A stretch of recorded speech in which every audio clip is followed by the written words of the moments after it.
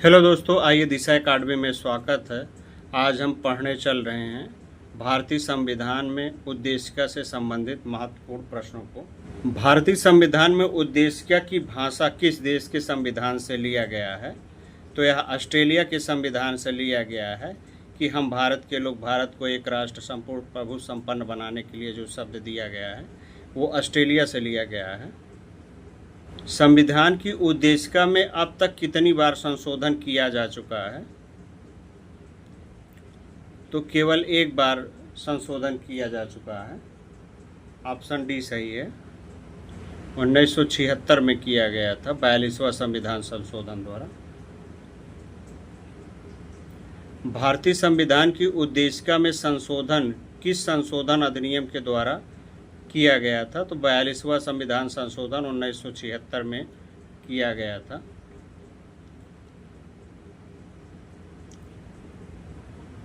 हम भारत के लोग शब्दों का प्रयोग भारतीय संविधान में कहाँ से किया गया था? तो संविधान की प्रस्तावना से लिया गया था। किस प्रस्तावना को संविधान की आत्मा कहा है?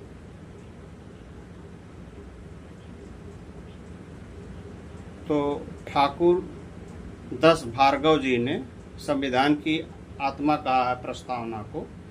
ऑप्शन सी सही है। किसने प्रस्तावना को पहचान पत्र कहा है? N.A. पालखीवाल ने प्रस्तावना को पहचान पत्र कहा है। किसने प्रस्तावना को संविधान की जन्म कुंडली कहा है? तो K.M. मुंशी ने संविधान की जन्म कुंडली प्रस्तावना को कहा है।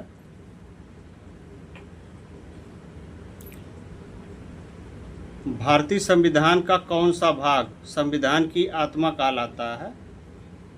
तो उद्देशिका एवं प्रस्तावना दोनों कहलाता है।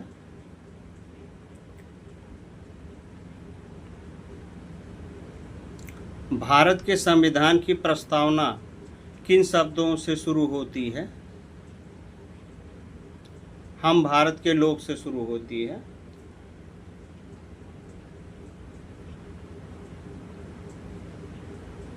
भारतीय संविधान की प्रस्तावना संशोधित स्मरण है, उद्देश्य का प्रस्ताव है।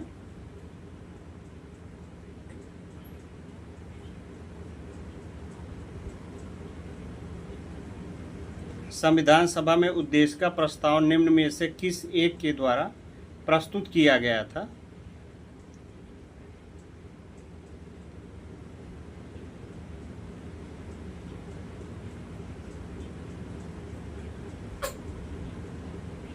तो पंडित जवाहरलाल नेहरू द्वारा प्रस्तुत किया गया था संविधान की उद्देशिका का प्रस्ताव।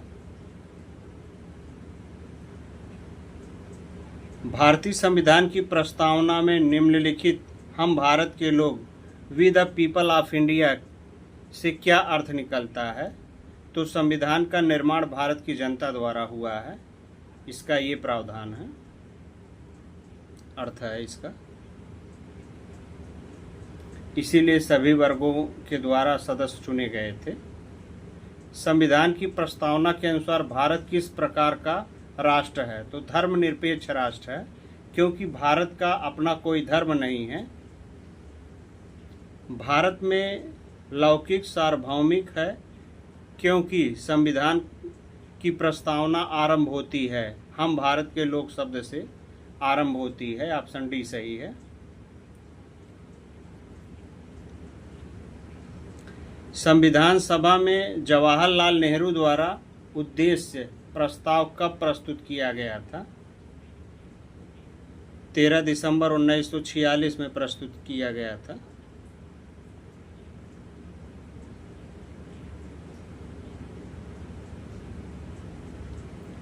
कौन सा संविधान संशोधन लघु संविधान मिनी संविधान माना जाता है?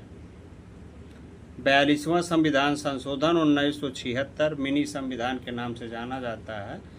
इंदिरा गांधी ने इसमें बहुत से बदलाव किए थे, जैसे 5 वर्ष को 6 वर्ष कर दिया था लोकसभा कार्यकाल। भारतीय संविधान की प्रस्तावना में प्रयुक्त न्याय शब्द अभिव्यक्त करता है सामाजिक, आर्थिक एवं राजनीतिक न्याय को अभिव्यक्त करता है। ऑप्शन डी सही है।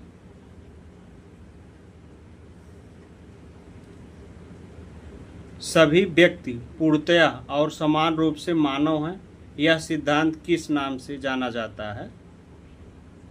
सार्वभौमिकता के नाम से जाना जाता है। सार्वभौमिकता का अर्थ ही वही होता है। संविधान की प्रस्तावना में वर्णित हम भारत के लोग का अर्थ क्या है? संप्रभुत्व शक्ति, माने हम सभी लोग इकट्ठा होकर रहेंगे। ऑप्शन बी सही है। भारत के संदर्भ में धर्मनिरपेक्ष शब्द का सही भाव क्या है? भारत में राज्य का कोई धर्म नहीं है, अर्थात यहाँ सभी धर्मों का सामान्य प्रभाव है। भारत के संविधान की उद्देशिका में कितने प्रकार के न्याय की व्यवस्था की गई है? 3 प्रकार की। एक राजनीतिक न्याय है, एक आर्थिक न्याय है और एक सामाजिक न्याय की बात कही गई है। भारत के संविधान की प्रस्तावना में कितने प्रकार की स्वतंत्रता का उल्लेख किया गया है? तो 5 प्रकार की स्वतंत्रता का उल्लेख किया गया है। विचार की स्वतंत्रता, अभिव्यक्ति की स्वतंत्रता, विश्वास की स्वतंत्रता, धर्म की स्वतंत्रता एवं उपासना की स्वतंत्रता की बात कही गई है। भारतीय संविधान की प्रस्तावना में वर्णित राष्ट्र की एकता और अखंडता का आधार क्या होना चाहिए? बंधुता की भावना के आधार होना चाहिए। किस बात के फैसले में सर्वोच्च न्यायालय ने सर्वप्रथम घोषित किया कि उद्देशिका संविधान का हिस्सा नहीं है? बेरूबारी यूनियन बनाम 1960 में कहा गया है। किस बात में उच्च न्यायालय ने धारणा प्रस्तुत की कि उद्देशिका संविधान का भाग है? एमएस बोई बनाम यूनियन ऑफ इंडिया में ऐसा कहा गया है। किस विवाद में सर्वोच्च न्यायालय ने प्रस्तावना को भारतीय संविधान की मौलिक संरचना का भाव स्वीकार किया है? तो केशवानंद भारती बनाम 1973 में किया गया है ऐसा। संविधान निर्माताओं ने किस पर विशेष ध्यान दिया है? तो प्रस्तावना पर विशेष ध्यान दिया है। संविधान में हमारे राष्ट्र का उल्लेख किन नामों से किया गया है? भारत तथा इंडिया नाम से किया गया है। प्रस्तावना का वह प्रावधान जो सभी वयस्क नागरिकों को मतदान का अधिकार प्रदान करता है क्या कहलाता है? प्रजातंत्र कहलाता है।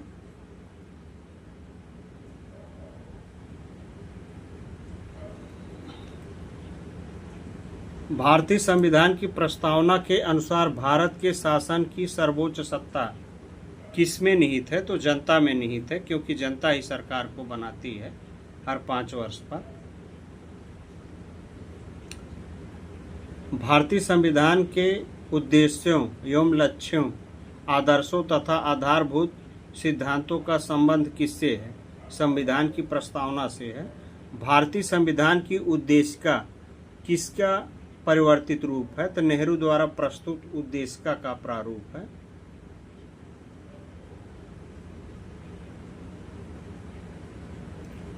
भारतीय संविधान की प्रस्तावना किसके उद्देश्यों को प्रतिबिंबित करती है? तो संविधान के उद्देश्यों को प्रतिबिंबित करती है।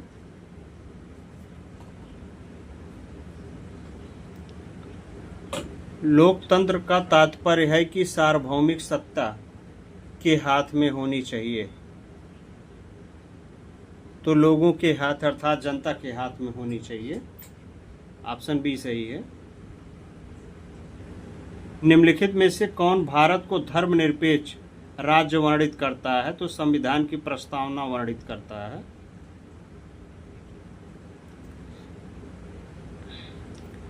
भारत के संविधान में उद्देश्यों में से एक के रूप में आर्थिक न्याय का किसके उपबंध किया गया है? उद्देशिका और राज्य की नीति के निर्देशक तत्व में ऐसा वर्णित किया गया है। एक पंथ निरपेक्ष राज्य ... है, तो यह सभी धर्मों के प्रति तटस्थ रहता है, सभी धर्मों को बराबर अधिकार देता है, सभी लोगों को अपने धर्म का मानने का अधिकार है। ऐसा हमारे पड़ोसी राज्यों में, जैसे पाकिस्तान बांग्लादेश में नहीं है, वो सब मुस्लिम राष्ट्र हैं। न्याय में सम्मिलित सभी पक्ष सामाजिक, आर्थिक, राजनीतिक भारतीय संविधान के किस देश से ग्रहण किए गए हैं? तो यह रूस से ग्रहण किया गया है,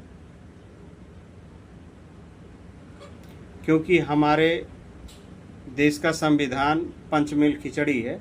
भारतीय संविधान के अंतर्गत भारतीय लोकतंत्र के आदर्शों को हम कहाँ देख सकते हैं? तो संविधान की प्रस्तावना में देख सकते हैं। ऑप्शन डी सही है। भारतीय संविधान की उद्देशिका में किस संशोधन द्वारा समाजवादी, पंथनिरपेक्ष तथा अखंडता को जोड़ा गया है? तो 42वां संविधान संशोधन द्वारा जोड़ा गया है।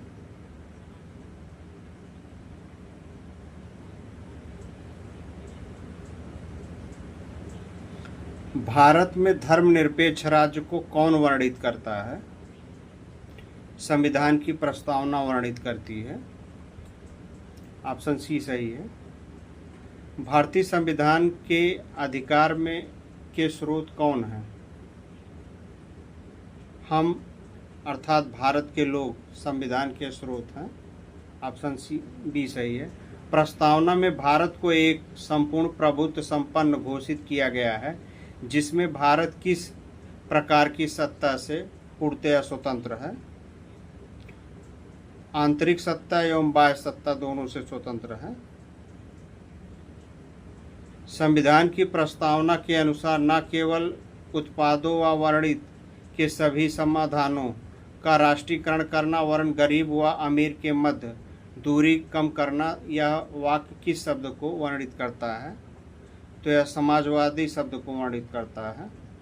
प्रस्तावना का वह कौन सा प्रारूप है जो सभी वयस्क नागरिकों को मतदान का अधिकार प्रदान करता है? तो गणतंत्र को प्रदान करता है।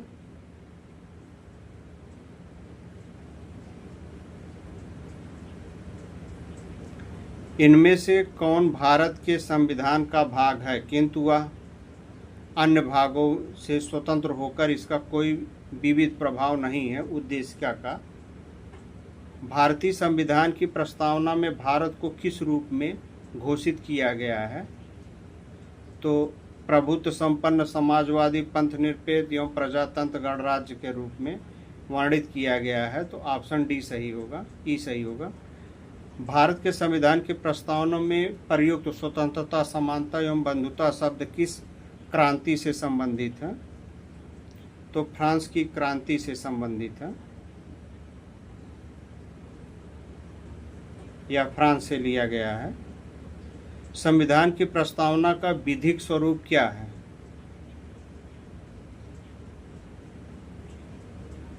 यह लागू नहीं किया जा सकता है।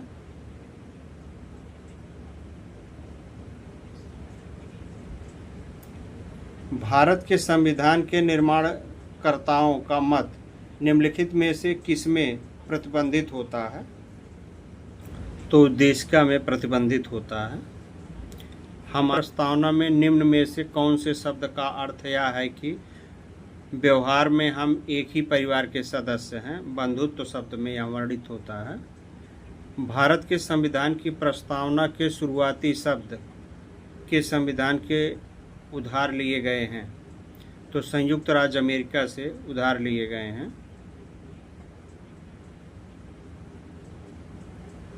संविधान की प्रस्तावना में अंतिम बार कब संशोधन किया गया था? तो 1976 में संशोधन किया गया था, 42वां संविधान संशोधन के द्वारा।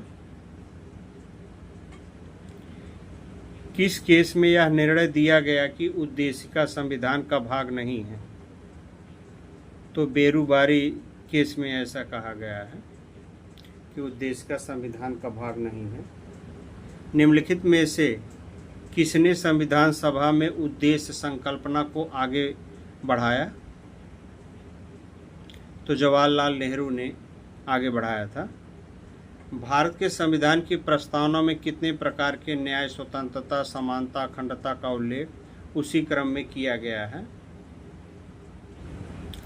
तो तीसरा है पहले जो है समानता को, उसके बाद जो है अखंडता को, उसके बाद स्वतंत्रता हो गया, उसके बाद न्याय हो गया। तो ऑप्शन ए सही है। संविधान की प्रस्तावना में भारत को कहा गया है सर्वसत्ताधारी समाजवादी धर्मनिरपेक्ष एवं लोकतांत्रिक गणराज्य के रूप में कहा गया है। भारतीय संविधान कब अंगीकृत किया गया है? 26 नवंबर 1949 को अंगीकृत किया गया है और 26 जनवरी 1950 को अधिकृत किया गया है या लागू किया गया है।